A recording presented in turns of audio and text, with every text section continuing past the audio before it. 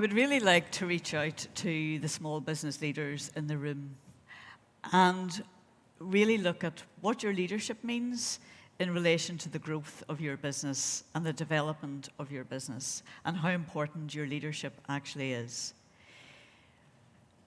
When we look at leadership and we think about our businesses, we quite often think and concentrate on the strategy, the vision, where it's going, what it's doing, how it's going to get there.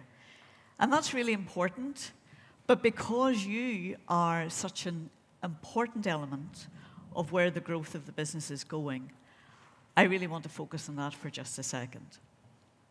Why?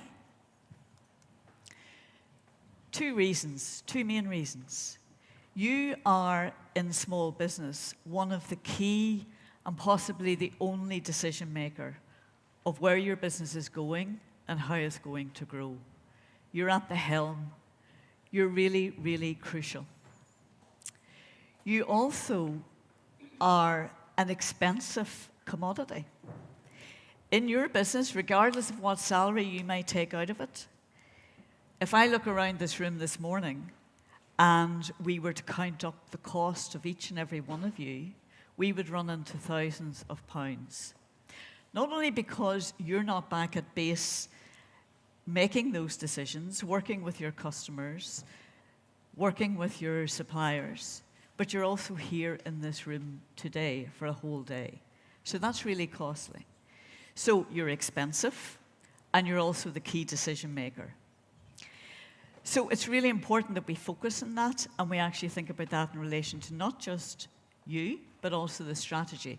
If we concentrate only on business planning and cash flows and marketing plans, and we don't concentrate on you, we're only filling out half the picture.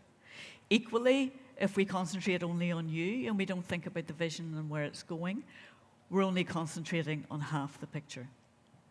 So what I really want to do is talk to you about dare to change in relation to how you view your business. So when we look at leadership, and I've spent many years working with small businesses, running small businesses, and I suppose my frustration really has been around the fact that we're treated as a one-shoe-fits-all.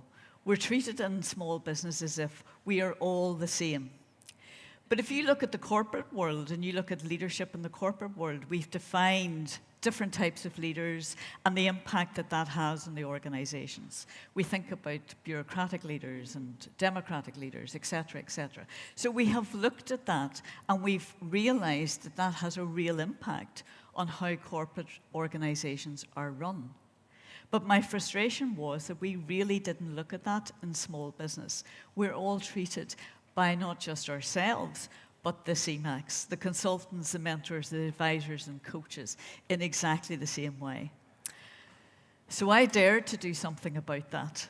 And in 2021, I defined in my book, In Business with Yourself, published here in Ireland, and I dared to define 8 different types of small business leader and to segment our leadership into 8 different types.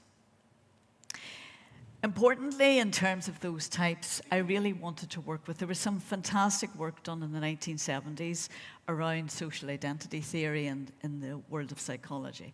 And I used some of that to bring into my thinking. And basically, to give you an example, one of my types of leaders is called the descendant. The descendant is the small business leader who walks into an established family business. There may be second generation or third generation. And by the way, we only have a 30% survival rate of our family businesses here from first to second generation. And when we go from second to third generation, that falls to 10%. So these business leaders are hugely important. They're coming into an existing structure, a culture, a team, probably established suppliers, hopefully an established loyal customer base. They're moving in to run a small business. Compare that to where I talk about the hobbyist. Someone perhaps who goes into business because they enjoy their hobby. They maybe make candles at their kitchen table and they sell to their local country market or their local retail outlets. But they're running a small business, but they're running a very different small business to the descendant. They also need to have very different traits, motivations, skills, knowledge, and expertise. And so I define 8 of these, and we'll talk a little bit more about some of them as I go along.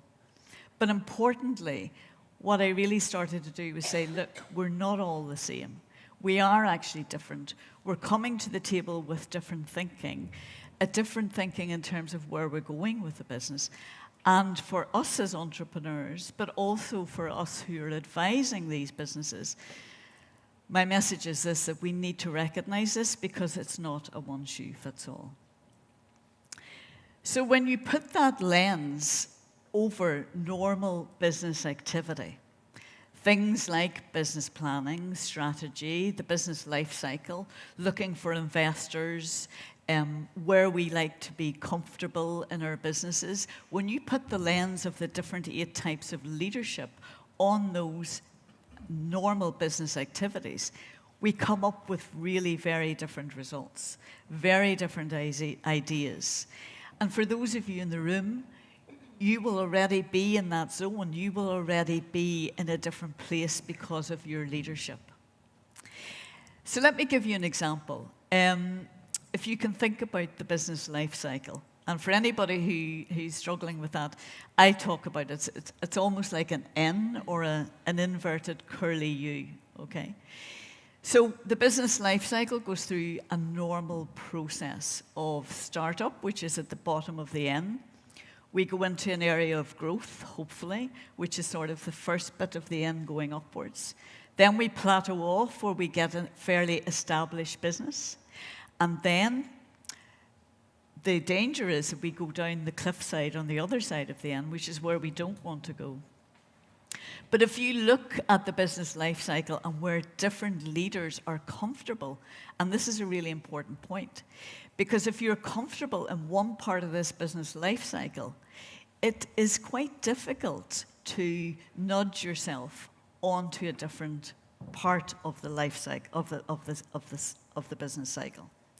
So, for example, in the startup zone, I talk about the academic leader. So the leader who comes out to business with maybe research and development behind them, they've developed a prototype, they could be a PhD student, they could be spin out from the university, they could be an academic working in the university, but whatever. They are in the prototype development zone. And so for them, their real comfort is that pre-commercialization.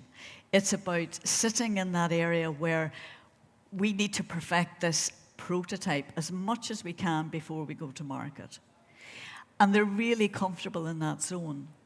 So for any of you in the room with that thinking process going on, it's more difficult for you to move out into the marketplace and get into that growth level of the curve. So for us in the business support industry, we need to be considering that and considering how difficult it can be to move out of that zone.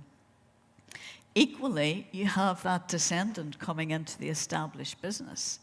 One of the key areas of conflict in a family business is when the descendant comes into the already established structure. And importantly, their job is to bring some innovation, reinvention into that business. If they don't, the danger is they're going to go down the other side of the N.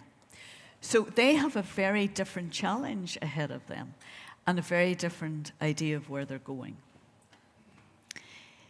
Equally, if we look at something, for example, like the exit strategy for the business, and every single one of you in small business in the room, you're already thinking and you already know what your business is for, why you're in your business. So you know your exit strategy already. You know where this is going. If I was asking each and every one of you that question, you'd be able to probably tell me, this is what my business is for. So if you take, for example, the hobbyist, Traditionally, hobbyist leaders in small business like to be in a lifestyle type business. Now, that's not to say that we don't have hobby businesses that have become global entities, because we do. We have examples of that. But the higher percentage of hobbyist companies and leaders like to sit within the lifestyle business.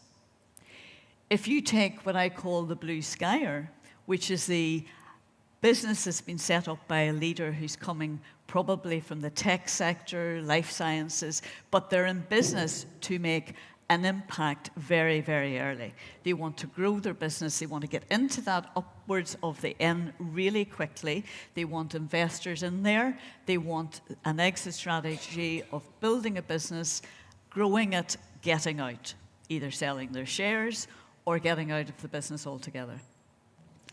If we tried, as business support people, to work with a hobbyist with a blue skyer strategy, or equally a blue skyer strategy with a hobbyist, we would absolutely be nowhere.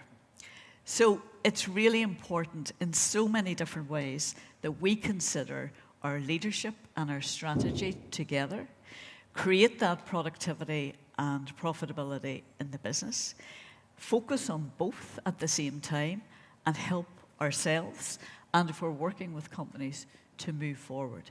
So my challenge this morning is that you dare to change how you think about your leadership, about your strategy. Thank you for listening.